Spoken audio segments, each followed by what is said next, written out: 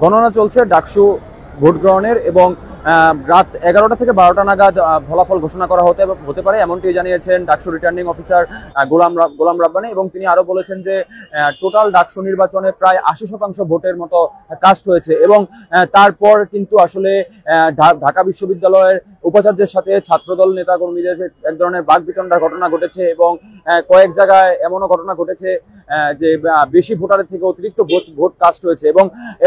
এই মুহূর্তে শাহবাগের যেই সবশেষ যে অবস্থাটি সেটি আসলে বলতে গেলে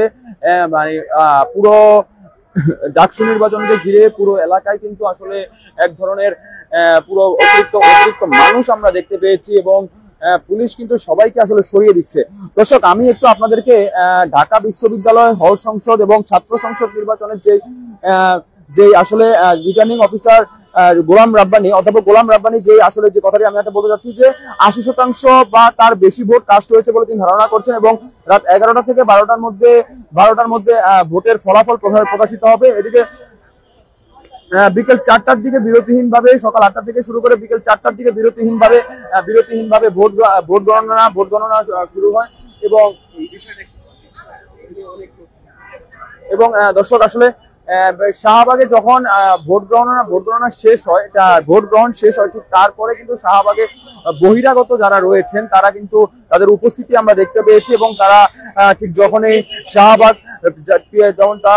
শাহবাগ থানার সামনে আসে ঠিক তখনই আসলে অতিরিক্ত পরিমাণে আইন শৃঙ্খলা রক্ষাকারী বাহিনীর সদস্য এখানে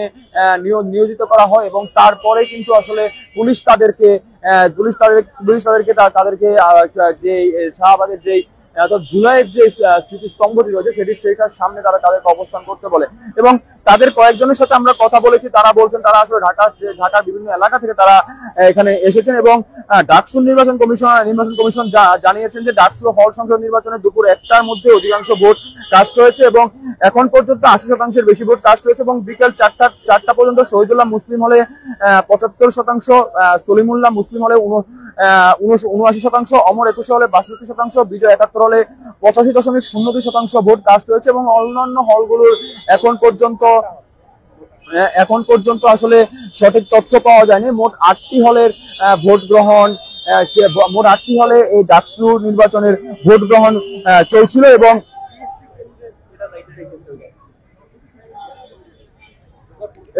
দর্শক, আমি আরেকটি কথা বলে রাখি যে টিএসসি কেন্দ্রে যখন ছাত্রদল মনোনীত ভিপি প্রার্থী আবিদ আল হাসান যখন টিএসসি কেন্দ্রে ঢোকার চেষ্টা করে ঠিক তখনই কিন্তু আসলে তাকে ঢুকতে দেওয়া হয়নি। এটা নিয়ে আসলে ওখানকার যারা নিরাপত্তায় রয়েছে তাদের সাথে এক ধরনের বাকবিতণ্ডার সৃষ্টি হয়। তারপর কিন্তু আসলে পরিস্থিতি নিয়ন্ত্রণে আসে এবং তারপরে আরেকটি কিছুক্ষণ আগে মির্জা আব্বাস ডাকসুর যারা রিটার্নিং কর্মকর্তারা যাদের সাথে দেখা করতে যায় এবং সাংবাদিকদের প্রশ্নের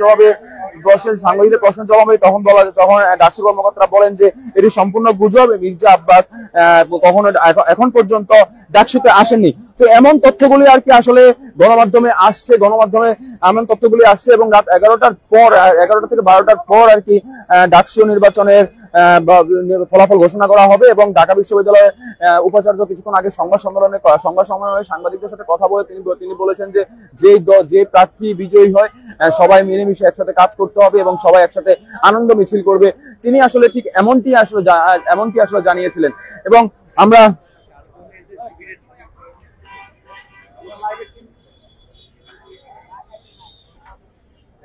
দর্শক আমরা দেখানোর চেষ্টা করছি যে শাহবাগ থেকে আসলে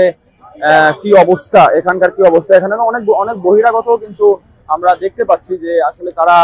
ঢাকার বিভিন্ন জায়গা থেকে তারা এসে তারা এখানে তাদের যে